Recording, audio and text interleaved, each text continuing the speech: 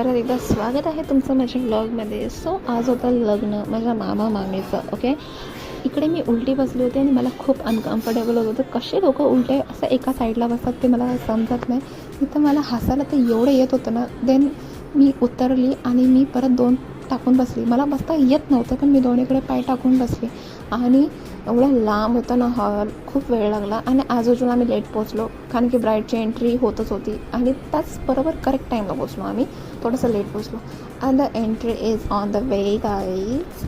आणि इथं लग्न वेगळं झालं आणि मला इथं एक गोष्ट कळत नाही, लोक लग्नाला कधीच येत नाही. लोक येतात ते येतात फक्त जेवायला येतात. जसं लग्न झालं तशी लोक उठली आणि फटाफट जेवणाकडे निघून गेले.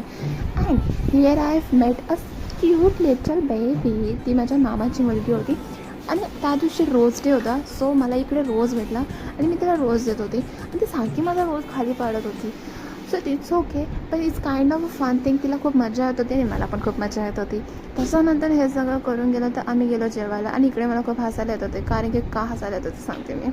इकडे सगळेजण जेवायला बसलेत आणि त्यांच्या माघारी सगळेजण उभे आहेत कारण की लवकर उठा आम्हाला पण जेवायला बसायचं आहे.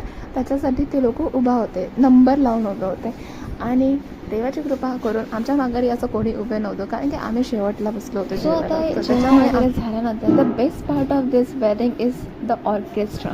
ऑर्केस्ट्रापेक्षा पण जास्त मस्त गाणारे होते हे माझे 2 मामा. तर तुम्ही गाणं ऐका. ओके.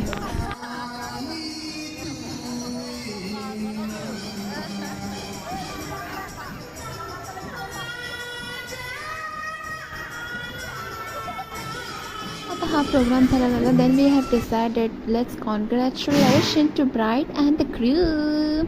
सो आम्ही फोटोज वगैरे काढून झाल्यानंतर आम्ही निघालो and that's it for the today's vlog. Bye bye.